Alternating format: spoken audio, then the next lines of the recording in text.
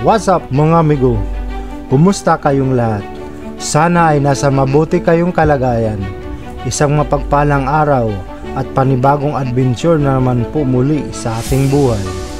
At kung ikaw ay bago pa lang sa ating channel, ay pakisubscribe mo na yan at pakihit na rin yung notification bell para kayo ay laging updated sa ating mga ginagawa na kagaya nito. So as you can see mga amigo, no, ngayon lang po tayo ulit makapag-upload ng video. Gawa po ng busy po tayo sa trabaho. Mahaba-haba po kasi yung biyahe natin. Sana po ay inyong maintindihan. At salamat po sa inyong suporta. Muli po, welcome to my channel, Migo Adventure TV.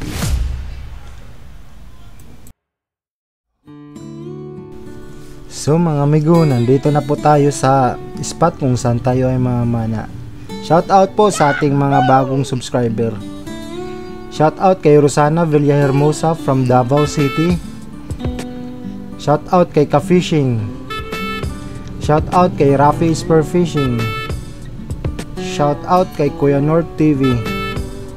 Shout out kay Ernesto Ocom or kay Prince TV. Shout out po kay Kailugan TV.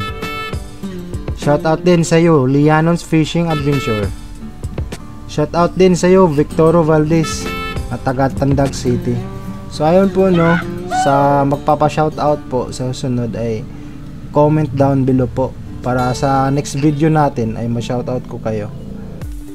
At bago po ang lahat ay magpapasalamat muna ako sa ating mga solid supporter. Lalong-lalo na po sa ating mga silent viewer. Maraming salamat po sa inyong suporta at sa walang sawang pagtangkilik sa ating mga video. Ayun mga amigo, sa unang dive natin, nakakita po tayo ng isang kumpol ng mga hito. Ito yung mga hito sa dagat. Ayan, oh, siguro ay nasa 1,000 to. Kadami. Kaso ang maliliit pa. At ito yung una nating isda, isang kanuping o isang katambak na nakaliblib sa buhangin. Ganito sila magtago mga amigo. Tapos dito ay nakakita tayo ng isang danggit. Ayan, oh, sa pool. Ayan, so pansinin yung mga amigo sa spot na to. Dito tayo nakakahuli ng maraming danggit. Kaso ngayon ay konti na lang yung mga danggit. At dito mga amigo, nakapahanap po tayo ng isang lapu-lapu. Kaya lang hindi po natin na-videohan pag pana, gawa ng paspasan po yung pagpana ko, baka tumago pa. Ayan. At dito mga amigo ay isang danggit na naman. Ayan, oh, sa pool. May kasama pala yun, hindi ko na malayan. Ayan, masarap makatinik.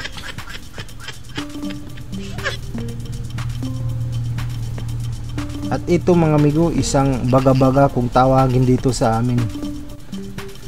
At sa puntong ito mga amigo ay nakakita tayo ng dalawang isda, isang danggit at isang lipte.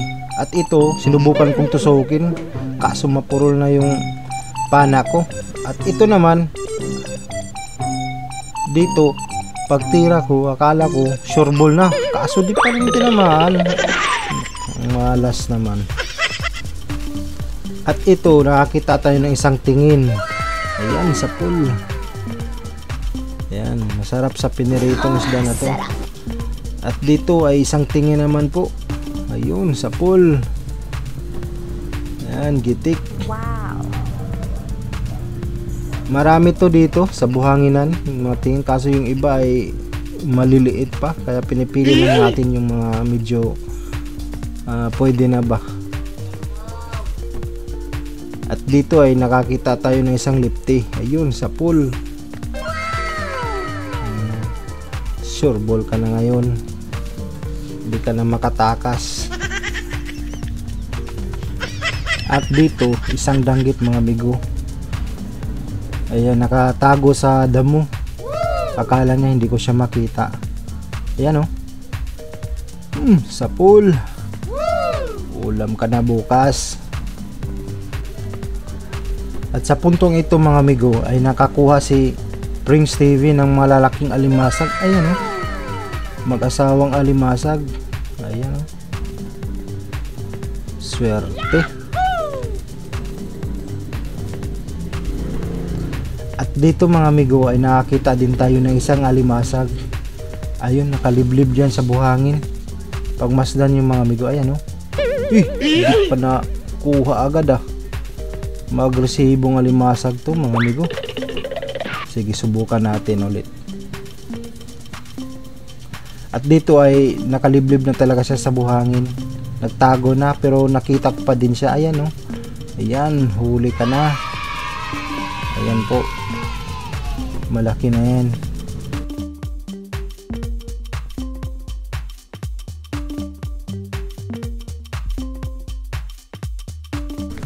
Ang taba ng alimasag na yan mga amigo. Grabe.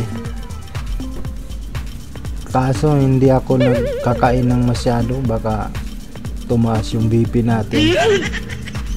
At dito po ay nakakita tayo ng isang danggit na nakatago sa ilalim ng bato. Ayan yun sa pool. Kala niya hindi ko siya makita. First time ko din nakakita ng danggit mga amigo na nakasiksik ba sa ilalim ng bato. At dito po ay isang katambak nasa ilalim ng butas. Ayan ayun sa pool.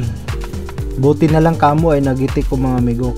Kasi kung hindi ko nagitik yun ay siguradong makakatakas yun. Malakas pumalagpag yan. Ayan, isang katambak o isang kanuping. At dito po, ito yung last nating mahuhuli sa area na to.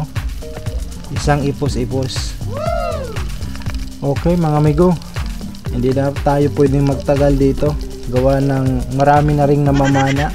Siguro ay nasa 8 piraso kami. So sampan na kami mga amigo. At ito yung nahuling alimasag ni Pare John Rex o ni Prince TV. At ito naman yung mga huli natin. Nakapang-ulam na. Okay na yan mga amigo. Salamat pa din sa blessings.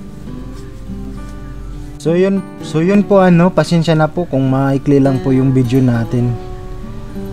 Okay mga amigo, bawi na lang po tayo next time. Sana po ay mahaba na po yung video natin. Mag-ingat po kayo palagi at God bless po sa ating lahat.